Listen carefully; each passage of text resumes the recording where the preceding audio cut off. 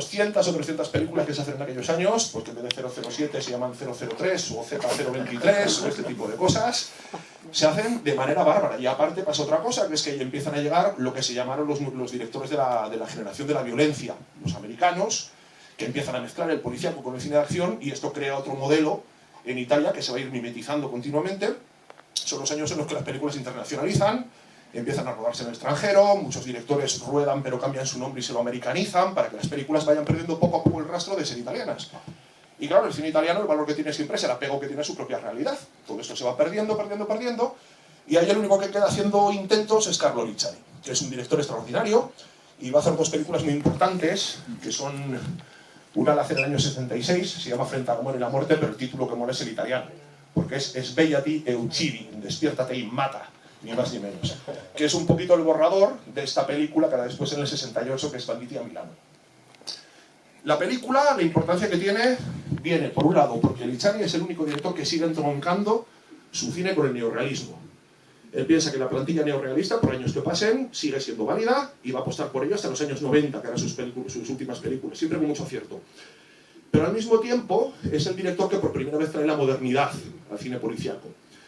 Italia ha cambiado radicalmente. Ya ha tenido lugar el boom económico, que viene después del Plan Marshall, incluso ha empezado una primera crisis económica, el país ha cambiado radicalmente de arriba abajo, el cine está cambiando. El año 60 es el año del estreno de La Dolce Vita. Aquella película fue un escándalo y que abrió a la modernidad el cine. Pero parecía que ningún policíaco sabía hacer eso. Y Lizzani fue intentándolo hasta llegar a estas dos películas. La modernidad se nota porque aquí no busquéis estas películas que hemos visto de los 50, que se basaban en las películas de Huston y de Siomak y de Kazan. Aquí no hay nada de todo esto. El referente de Lizzani para hacer esto es sobre todo la televisión. Él busca un lenguaje nuevo, intenta absorber todo lo que hay, todo lo que está pululando por los tiempos.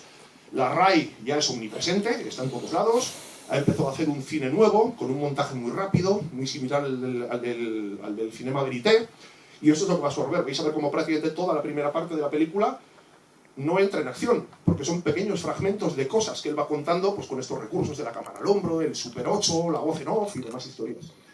La película en realidad, que cuenta un caso real de crónica negra italiana, empieza hacia la mitad de metraje. Es un caso de la banda Caballero, ya lo veréis, que es un caso que fue famosísimo en aquel momento, y Lizzani, que siempre tenía ese interés de coger el pulso al momento a todo lo que estaba pasando, hace la película cuando acaban de detener a Caballero. Tanto es así, ya sabéis que en el cine italiano nunca se hace toma directa, siempre se doblan después los actores, y Gianmaria Volonté el actor se quejaba, porque decía que es que mientras estaban montando la película le estaban llamando continuamente porque había que cambiar un diálogo, porque había salido una frase nueva en el juicio que se estaba celebrando que cambiaba el sentido de todo aquello, ¿no? Lizzani supo hacer esto con una velocidad pasmosa. La modernidad se filtra también en esa segunda parte. Veréis sobre todo, bueno, lo vais a ver en toda la película, pero hay sobre todo una escena que a mí me flipa, que es la escena final, la del monólogo a cámara de Volonté, donde ahí se mezcla todo. Ahí el tío, todo lo que está volando por el tiempo, que los italianos no terminan de entender, todo está allí. Él hace un monólogo ególatra, monumental, este personaje infantiloide, que se cree un gran personaje, en el que, bueno, ahí lo mismo hace comentarios sobre fútbol, que se hacen chistes de Fellini, que menciona el Vietnam, que los Beatles, que recita, mete de repente un verso de Los Roques, que era un grupo yeye que había en aquel entonces, y sobre todo hay que contar, ya sabéis que aquí quedan datos para cafeteros, y sobre todo para cafeteros hay cobitas en este caso. Hay una escena de modernidad apabullante que está hecha sin palabras, es la escena, ya veréis, donde matan a una chica, que está rodada sin palabras y montada al ritmo de una canción de Nino Ferrer, de La Pele Negra, que esto ya es el sumo de la modernidad. Esto es el videoclip, mucho antes del videoclip, mucho antes de todo. Lo acababa de inventarlo Dylan, justo un par de años antes, o sea que bueno, ahí que estaba el muchacho. La película tiene también un elemento visionario extraordinario, que es que aquí aparecen los dos grandes actores del policiesco de los 70. Por un lado está Gianmaria Volonté, que lo vamos a ver aquí en el ciclo de muchas películas, el protagonista, pero aparece en un papelito antitético al que era después Thomas Milian.